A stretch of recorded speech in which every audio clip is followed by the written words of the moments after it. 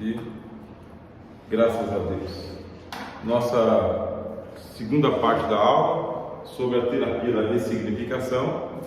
Nós já vimos aqui sobre que nós temos que identificar a experiência traumática para poder chegar no núcleo desse trauma, fazer uma reabilitação sempre positiva, que é a mudança de perspectiva daquela realidade, e integrar aquilo que está na teoria com o dia a dia da pessoa. Tem que ser prático.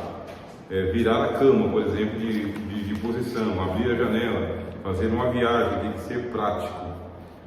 E agora vamos falar sobre os benefícios da terapia da ressignificação, porque ela pode transformar vidas, ajudando indivíduos a se libertarem do peso do passado e encontrarem sentido em suas experiências. O divórcio ele é traumático de todas as maneiras. Simplesmente abrir a Bíblia e apontar assim e dizer o seguinte: olha aqui o que Jesus falou sobre o divórcio. Está aqui. Olha o que diz aqui do profeta: eu, Senhor, detesto o divórcio. Você pegou e abriu a Bíblia, já é chamado de texto de prova. Enquanto você não passou na sua experiência ou na sua família. Enquanto não foi com seu filho, sua filha, enquanto não foi com você, enquanto não foi com seu pai, sua mãe. Então a gente consegue pegar o remédio amargo e come aí, remédio amargo, porque pelo menos ele sabe. E passa pela experiência, que a pessoa perdeu um casamento, mas não perdeu a fé. Perdeu o casamento, mas não perdeu a vida está pela frente.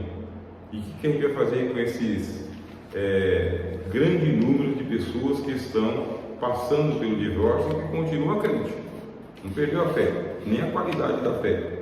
O que vai fazer? Aos ministérios tiveram que parar para poder falar sobre esse assunto, para não desintegrar a vida das pessoas, porque salvação em última instância é entre o crente e Deus. Deus ainda não deu a procuração para nenhum de nós colocarmos ninguém abaixo da salvação, ainda continua na mão de Jesus. Então precisa ser administrado não somente com a ética, mas tem que ser administrado também com o coração. Não só o divórcio, tem a morte, né? A morte de ente querido, ente por perto. E às vezes não é uma perda tão grande como a morte de um ente querido.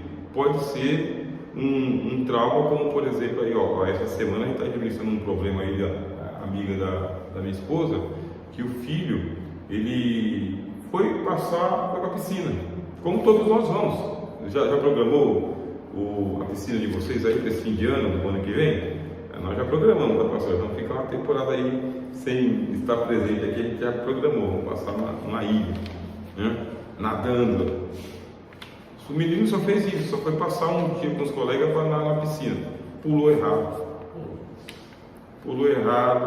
esmagou a medula. Chega a notícia, menino de 17 anos, baterista na igreja, guitarrista, um talento, um menino que está levando a família para Jesus. Aconteceu na nossa casa, não é na casa da nossa irmã, é na nossa casa, é nosso filho, né? Eu vejo meu filho, que tem 13 anos. Aí você fala: e agora, Jesus? Oração na igreja, e vai ter que reaprender a vida toda, passou por cirurgia, mas agora está em sonda para alimentação, não está se alimentando. E a nossa irmã. Então são coisas assim. Eu falei aqui do meu filho que foi atropelado, graças ao bom Deus ali, foi uma escolhação, foi um livramento na Ticoatira, a pessoa, né? Me vem um outro carro ali, acaba a vida. Tem uns irmãos que contam testemunho de fé, né? Olhando um dia, no outro estava pregando. Eu não sou assim não, meu irmão. Por causa de um motor de fundido, eu já fiquei um mês ali falando: Jesus, misericórdia, né? Prejuízo gigante, imagina um filho, né? Então são dores assim, filhos que se afastaram da igreja, se afastaram do Senhor, perderam a fé, muitos que estão abraçando aí a religião afro, quer dizer que estão indo para outro lado, totalmente assim, que nossa fé é totalmente condenável, e precisa tocar a vida, né? tocar a vida até o milagre acontecer. Como diz o hino: enquanto o milagre não vem, e aí, enquanto o milagre não vem, a vida continua. Aí eu lembro que até Deus perdeu o filho dele para a morte, né? Mataram o filho de Deus. Isso é traumático. Até Deus teve seu filho morto. E não é que Deus estava impotente, mas ali era a hora do filho. Por isso a gente tem que ver os benefícios de passar por uma terapia, sabendo que nem todo mundo simplesmente é alcançado naquele momento do milagre da palavra. Você vê aqui o evento de Paulo, né? Identificação da experiência traumática na vida de Paulo, porque ele está preparado para ser judeu fariseu, porque o pai dele já era um grande fariseu. Ele diz isso na carta aos Gálatas: eu sou fariseu de fariseus. E a formação do apóstolo Paulo, ele diz: eu excedia em judaísmo a qualquer um que era da minha turma. Ele estava despontando. Ele chega a ter um prestígio junto ao Sinédrio, que não é para qualquer um. O Sinédrio é a casa de leis, o Sinédrio é a casa dos antigos. Aqui no nosso ministério, que é o Ministério do Belém, é alguma coisa muito próximo da mesa diretora da Assembleia de Deus. Ter prestígio sendo um jovem junto à mesa diretora da Assembleia de Deus para conseguir uma carta de anuência para pregar em qualquer igreja do Ministério do Belém. Já pensou? É um prestígio muito grande. Comparado com o apóstolo Paulo, ele tem carta das autoridades judaicas para entrar em qualquer sinagoga e ali, se ele encontrar alguém que fosse diferente, conduzir essas pessoas à prisão. Ele tem um alto prestígio. Formava um dos maiores mestres do judaísmo, que era o Hilel, o Hilel, ou na escola de Hilel, que é o Gamaliel, que é um membro do Sinédrio também. O Gamaliel, ele era membro do Sinédrio. Portanto, um discípulo de Gamaliel na escola de Hilel, dentro do Sinédrio, com autorização para poder andar em qualquer sinagoga e pregar em qualquer momento. Isso aí é o projeto de vida de qualquer pai para filho. Ele está estabelecido na vida. Ele já está com um caminho traçado. É só arrumar uma esposa, que é o judaísmo exige, né, do rabino, que ele seja casado. Ele traz essa regra do judaísmo para o apóstolo Timóteo, né, que ele fala que seja casado, tanto o diácono quanto o bispo. Essa é a regra que está dentro do judaísmo. Não se admite o celibato também dentro do judaísmo. O celibatário, o rabino celibatário, ele não tem prestígio, porque a honra é a família, é o pai de família. Aí agora vem Cristo e aparece para ele. Foi um trauma essa visão que ele teve com Jesus, foi traumático, porque trauma não é só esse aspecto negativo também. Trauma é justamente a parada brusca do projeto. De repente a pessoa está projetando aí que ela vai comprar um novo apartamento, vai mudar aí me aparece lá como presidente da República, né, comunista. Ele chega ao poder, em menos de 3 anos ele destrói a economia do Brasil, coloca a economia do Brasil com R$1 trilhão, uma dívida pública. O dólar chega a R$6, a classe média abaixa para a classe trabalhadora, a classe rica começa a dar o pé no Brasil, as empresas começam a sair do Brasil, aumenta o número de desempregados, liberam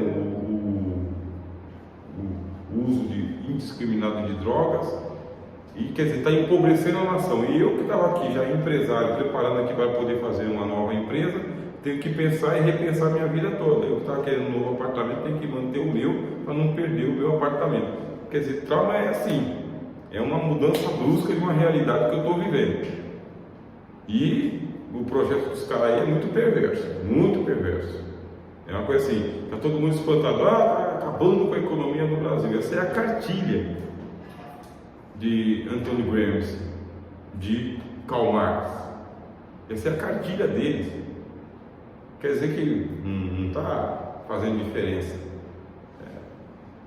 Mas mudou, está mudando a vida de muita gente. Quando teve um colapso na Bolsa de Valores em 1929, nos Estados Unidos, a Bolsa de Valores quebrou, muita gente que tinha propriedade se viu extremamente endividada, hipotecada, tendo que viver na miséria e se suicidaram. Muita gente se suicidou, muita gente. Acontece isso no Japão até hoje, né? Porque a prosperidade é um símbolo de honra, então aquele que não consegue prosperidade sem honra nenhuma não vale a pena viver, é uma coisa cultural. Então são os traumas. No caso do apóstolo Paulo, acabou o judaísmo para ele. Acabou, Jesus chegou, desmontou ele daquela perspectiva E ele mesmo ele diz que ele tem que se recolher para a Arábia. O apóstolo Paulo diz: eu me recolhi para a Arábia. Fui passar uma temporada lá. Os historiadores dizem que foi 3 anos. 3 anos de reclusão.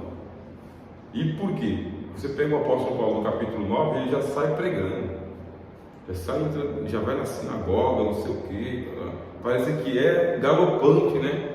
Aí ele é rejeitado na igreja de Jerusalém. E ele é rejeitado nas outras igrejas também, porque aquele que perseguia agora está entrando como um espião entre nós aqui. E as portas se fecham para Paulo. Se fecharam para Paulo na Palestina de ponta a ponta, de tal maneira que ele teve que sair. Agora você imagina você ter uma grande visão de Jesus, eu tive uma visão de Jesus, que Jesus apareceu para mim e falou que eu vou ser um pregador exímio. E passam-se os anos e as igrejas não abrem as portas. Ninguém se converte. Aconteceu com William Carey, né? Ele ficou mais de 10 anos na Índia sem converter ninguém. Ele saiu lá da Inglaterra, foi para a Índia para poder converter os indianos. Chegando lá não conseguia converter ninguém. A esposa enlouqueceu, os filhos morreram de malária. E a única pessoa que ele conseguiu converter, os caras foram lá e mataram na paulada. Montou uma gráfica, fez uma tradução da obra literária para a língua dos indianos. Aí os caras foram lá e queimaram a gráfica dele com tudo dentro. Teve que começar de novo, do zero. É traumático, né? Aí tem aquele filme, né? Uma tocha na escuridão, né? Um brilho na escuridão, que é do William Carey. Agora o apóstolo Paulo está isolado, esquecido, e se o Barnabé não vai atrás de Paulo, a gente não tem o capítulo 13. É o Barnabé que estava em Jerusalém, que lembrou do apóstolo de Paulo para trazer ele para a igreja de Antioquia, porque Pedro não foi atrás, Tiago não foi atrás, nem Jesus foi atrás. Aí a gente fala, usou o Barnabé, porque Barnabé teve essa sensibilidade. Foi procurar o jovem Saulo que tinha perdido aquela perspectiva. Ele foi tirado do judaísmo e não foi dado nada para ele no lugar, nada, não ficou nada para o apóstolo Paulo. Ele não se tornou insígnio na igreja de Jerusalém e ele era desconhecido de todas as igrejas. Ele diz isso, né? Ninguém me conhecia. E daqui a pouco ele começa, né, a obra dele, e as igrejas que ele vai fundando tem um usurpador que vai lá e pega. A igreja de Corinto, né? Nem reconhecemos você aí, né? Apolo melhor do que você. Aí tem que reivindicar as igrejas de volta, porque ele fundou a igreja e alguém está lá tomando a igreja dele. Isso aí é a vida de Paulo. Quer dizer, precisa fazer agora toda uma reinterpretação, ao ponto de ele dizer para mim, ó, para mim o morrer é lucro. Uma pessoa quando chega no ponto de dizer morreu, se eu morrer para mim é lucro, a gente interpreta assim, poeticamente, heroicamente, né? Para mim o morrer é lucro. E o viver? Viver é Cristo. Aí você vai lendo as páginas, as letras do apóstolo Paulo, ele vive na perspectiva do encontro imediato com Jesus a qualquer momento, ao ponto de que ele coloca a própria vida em risco várias vezes. Está cansado? Será que já está? Você pode analisar que é um cansaço, né? Você imagina, você vai lá, funda uma igreja e toma uma sua igreja, né? Você vai lá e faz outro trabalho, vem uma cobra e morde a sua mão. Você vê o apóstolo Paulo chegando no final da carreira dele, é assim, a qualquer momento eu estou de partida, estou sendo oferecido com libação sobre o sacrifício, gastar-me-ei, deixar-me-ei gastar, ainda que amando-vos cada vez mais. Você vê o que é o desabafo de um pastor, né? Ainda que amando-vos cada vez mais, seja por isso menos amado. E escreve, né? Ainda que falasse a língua dos homens e dos anjos, se não tivesse amor, nada disso significaria. E quando ele escreve sobre Alexandre o Latoeiro, causou-me muitos males, né?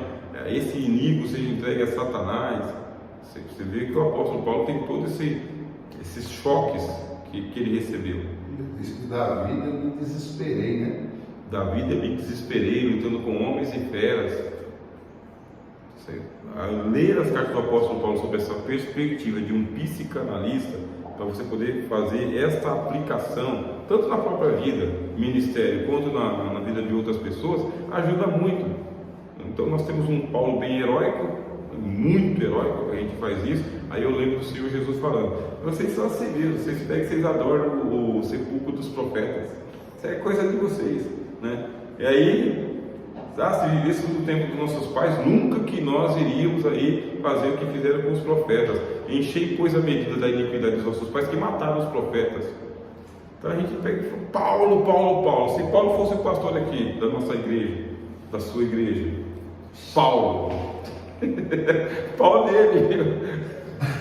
Pastor, interessante é que a gente, essa aula, ela nos dá uma nova visão sobre Paulo, né? A gente está acostumado, eu sempre gostei muito de Paulo, assim a gente acha Paulo um homem abnegado, mas era um homem que nem a gente, então esses problemas, essas intempéries na vida dele deve ter mexido bastante com ele, né?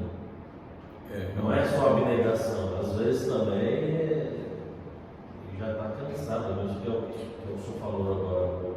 Cansado, ele é a carta dele escrita para Timóteo, ele fala assim: ninguém me assistiu na minha primeira defesa.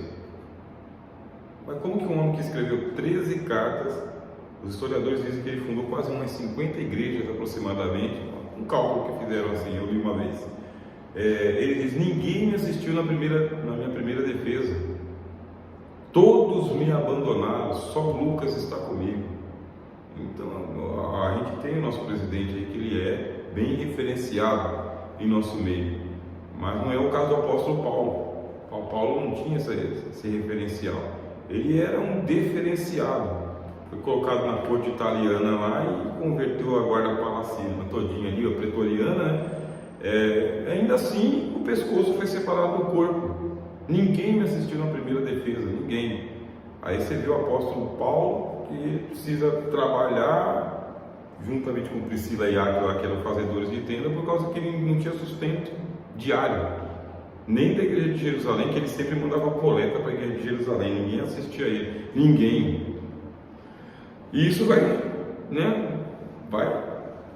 causticando a gente que é reivindicador de direitos, né? Meu pastor não me visitou, não vou mais.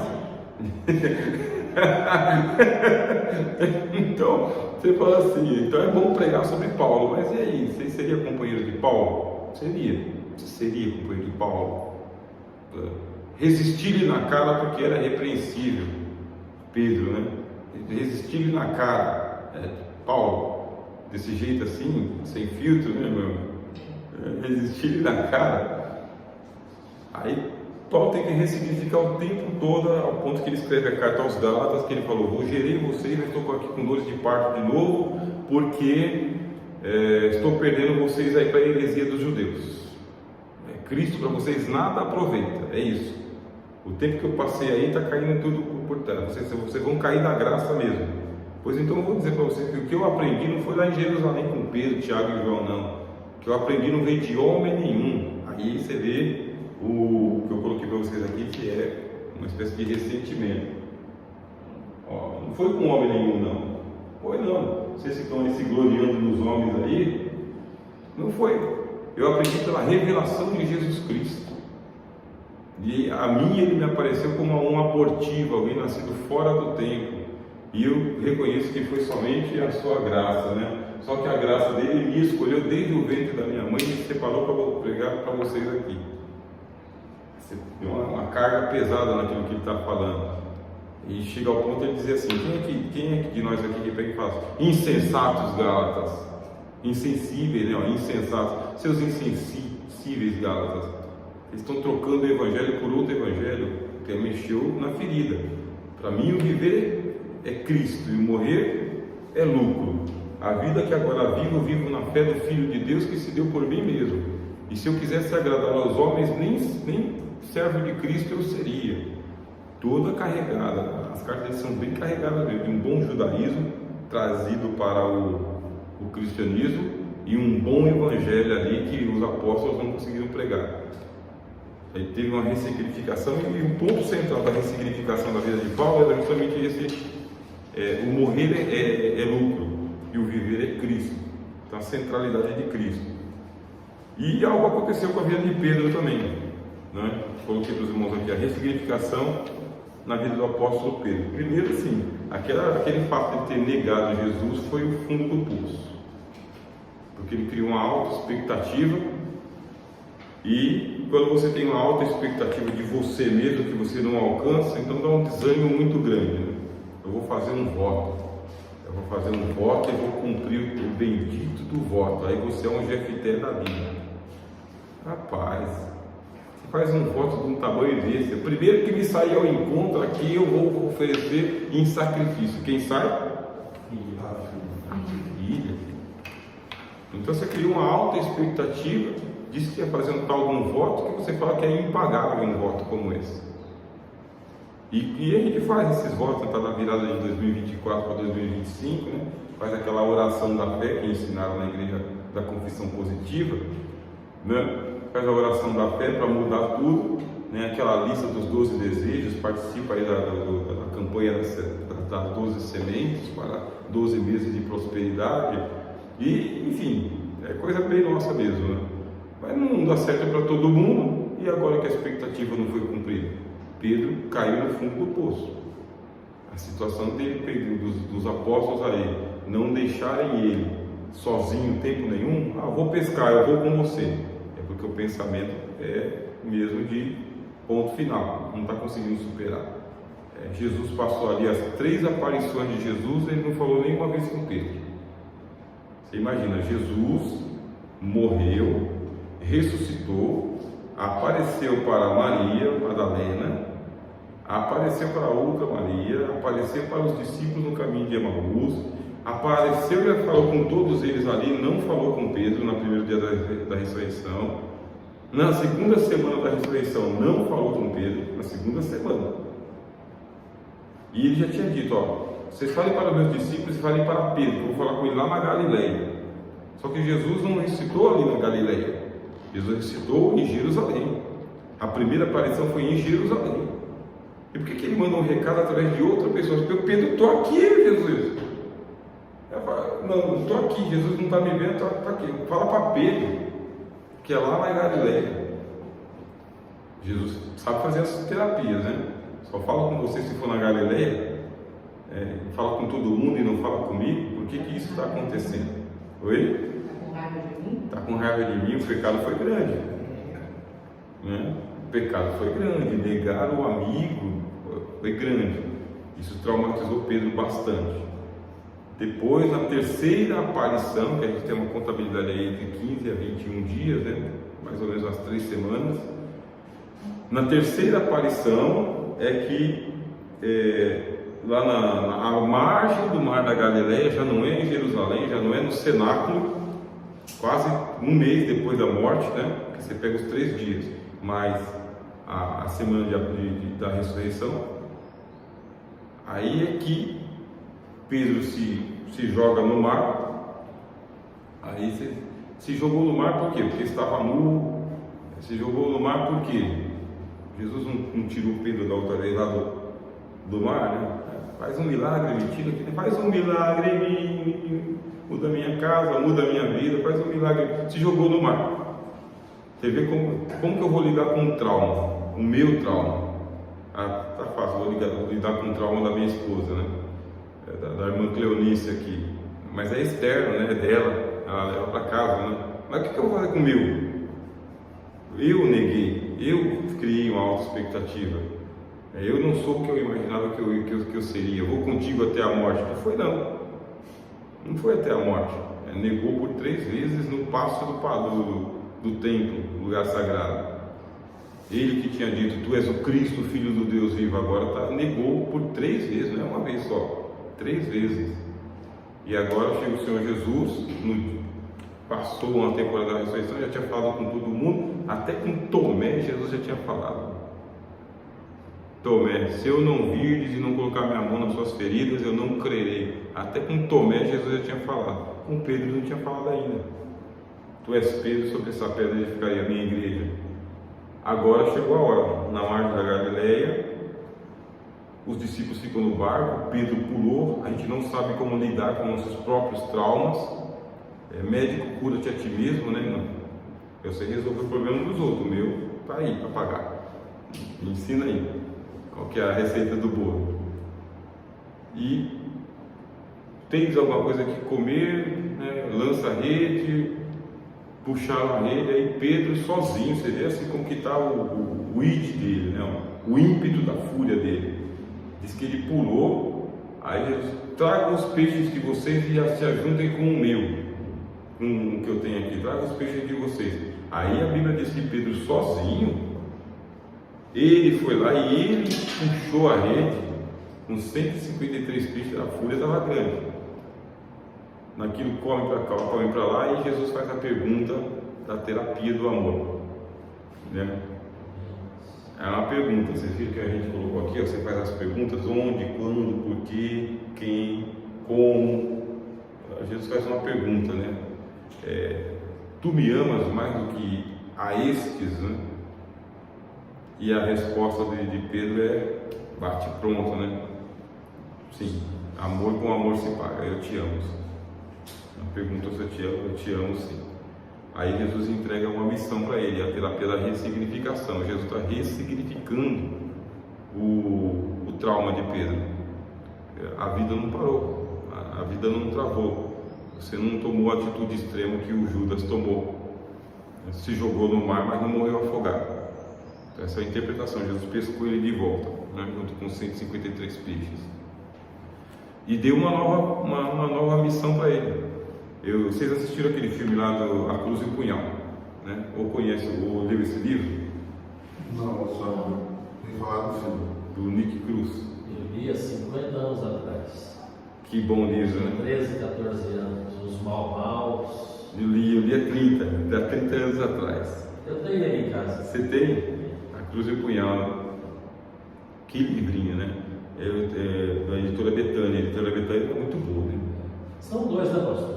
A Cruz e o Punhal e depois foge, Nick foge, né? Isso, são dois. São dois, acho que é sequência, mais ou menos. Isso mesmo. Qual que é o nome? A Cruz e o Punhal, E o outro? e o outro é Foge, Nick foge. Isso. Foge? Foge, Nick. Nick. É o Nick nome, é né? N-I-C-K. Assim, ó. Y. Nick, né? Acho que é Y-I, agora não é Y mesmo. Foge, Nick foge. Nick. E ele foge de novo. Isso. Foge. Ah, tá. É do Nick Cruz. Tá?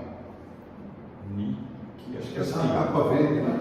Cruz. É que muda de tempos em tempos, né? E o Vou outro deixar é uma edição. a Cruz e o Punhal. Aí tinha os Maus, os Bishops, né? E o David Wilkerson, né?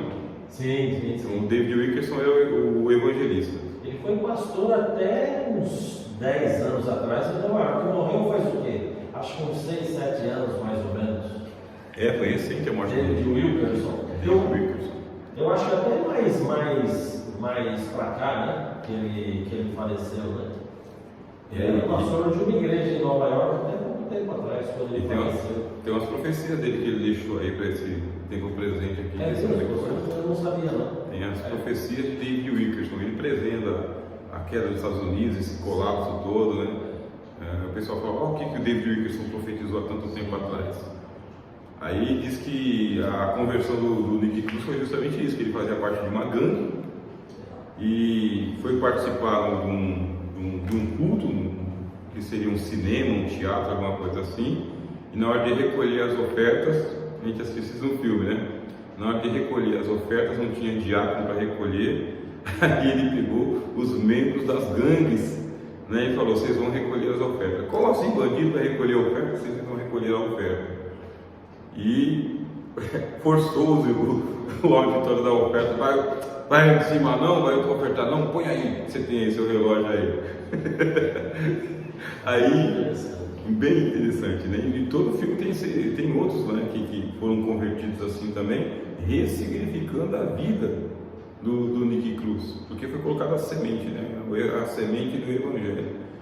Dá uma missão para ele, ao invés de punir, tirar ele da comunhão, excluir, ignorar Pedro, deu uma missão mais importante e maior do que Pedro. Você vai apacentar os meus cordeiros.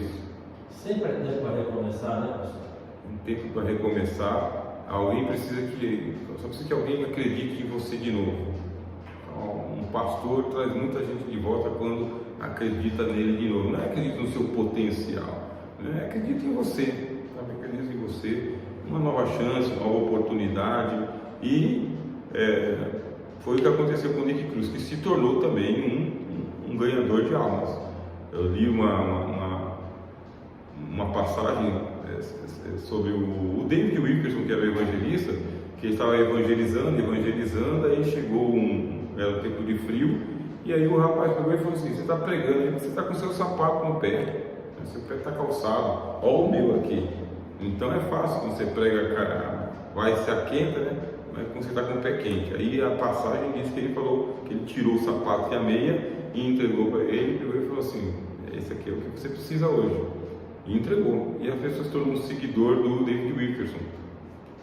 Por isso aí, tinha estratégias, né? Você não pode pregar aqui, só pode pregar debaixo de uma bandeira americana. Aí ele conseguiu uma bandeirinha americana que deram para ele, aí ele pôde pregar. Então a terapia da ressignificação é abrir essas novas oportunidades, mostrar que a vida ainda não acabou, não é minimizar, dizer não existiu trauma, existiu trauma e a dor, mas ela está localizada num tempo, numa ocasião, e que agora existe um novo tempo, uma nova oportunidade. Foi o que Jesus fez com o apóstolo Pedro, entregando a ele uma grandiosa missão. Ele não estava tão preparado, ele não se sentia preparado para aquela grande missão, tanto é que ele transferiu para Tiago continuar. Ainda assim, Jesus nunca desistiu de Pedro, sempre continuou com Pedro até o dia da morte, em que Jesus tinha dito: você vai me glorificar morrendo igual a mim. E foi o que aconteceu. Eu quero agradecer aqui a presença dos irmãos, das irmãs, nesse momento, nessa aula que nós tivemos hoje aqui. Fica assim, para o ano que vem, o nosso quarto encontro. Nesse dia do quarto encontro, é o dia que eu já vou trazer os certificados dos irmãos e das irmãs para a terapia da ressignificação. Com esse certificado é mais um passo que a gente vai dar aqui para um credenciamento. Esse credenciamento quer dizer que pode se apresentar como um psicanalista pastoral, pode se apresentar. Aí começa a atender as pessoas. Certamente que existe bastante resistência no nosso meio. A gente sabe que resistência é uma coisa comum, porque espera que Jesus venha fazer igual o anjo, que é mexer as águas, né? Então, que Jesus faça a sua vontade, mas existem pessoas que têm abertura e Deus vai abrir as portas, como aconteceu com o irmão, o irmão Lorival, o pastor, né? Acontece com a nossa irmã Cleonice, acontece comigo também. Sempre tem pessoas nos procurando para poder ter um aconselhamento. Deus sabe enviar as ovelhas para o seu pastor. Vamos agradecer a Deus?